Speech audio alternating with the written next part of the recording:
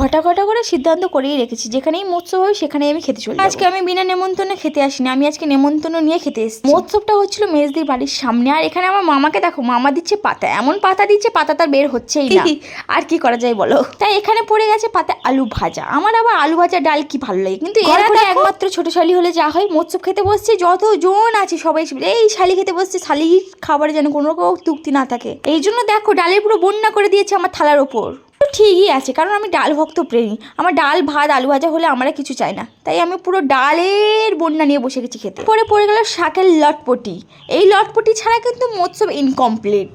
আচ্ছা বলো তো তোমরা, লটপটি খেতে কার কার ভালো লাগে? আমি লটপটির কথা বলবো না, আমার মৎস্যবে সব খাবারই ভালো লাগে। মৎস্যবে যেটা কমন খাবার হয়, ভাত ডাল আলু ভাজা লটপটি কুমড়োর ঘন্ট আলু পটলের তরকারি মাছ। এটাকে এখন বলবো কেন, আস্তে আস্তে করে তোমরা দেখো না, দেখো বলতে বলতে আমার থালায় দিয়ে চলে গেল আলু পটল তরকারি।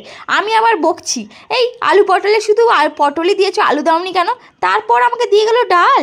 কথা হলো, আমি চাইলাম আলু, আমাকে দিল ডাল, এটা কোনো কথা? আচ্ছা রাগটাকে সাইডে রেখে আমি ওখানে চাটনি দিয়ে ভাতটা খাই, চাটনিটা কিন্তু খুব ভালো হয়েছিল। তারপরে পড়ে গেল পায়েস, সবাই কিন্তু দুবার করে পায়েস নিচ্ছে, আমি কিন্তু একবারই নিয়েছি। তারপরে পড়ে গেল বোঁদে। আজকে ভিডিওতে এতটাই, টাটা বাই বাই।